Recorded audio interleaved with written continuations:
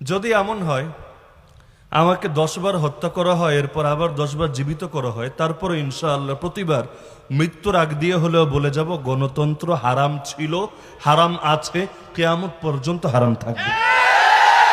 পৃথিবীর সব লোক যদি গণতন্ত্রে গিয়ে জড়ায়া যায়, আমার 14 গোষ্ঠীও যদি গণতন্ত্রের সঙ্গে মিলে যায়, তারপরও গণতন্ত্র হালাল হবে না।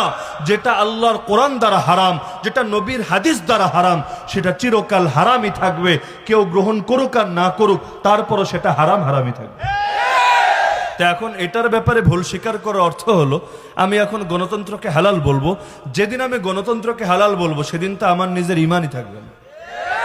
আর আল্লাহ না করুক কোনোদিন যদি আমার মুখ থেকে এমন কোনো কথা বের হয়, সবাইকে সাক্ষী রেখে বলে যাচ্ছি, কোনোদিন আল্লাহ না করুক, আল্লাহ না করুক, আল্লাহ না করুক, যদি এই জাতীয় কোনো কথা বের হয় যে আমি কুফরের পক্ষে দালালি করা শুরু করেছি, আমাকে ত্যাগ করবেন, বয়কট করবেন।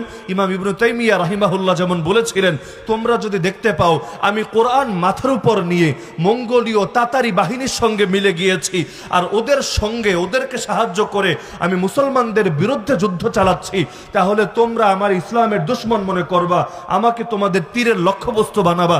একই কথা আমিও বলে যাচ্ছি, সাক্ষী রেখে বলে যাচ্ছি। এই সাক্ষীর সবাই আপনারাও থাকবেন, মিডিয়াগুলোও থাকবে। কোনোদিন আল্লাহ না করুন যদি এমন হয় কুফরের পক্ষে, এই কুফরি ইজমগুলোর পক্ষে মুখ দিয়ে কথা বের হয়, আমাকে বয়কট করবেন। কারণ ব্যক্তি পূজার ইসলামে কোনো সুযোগ নেই।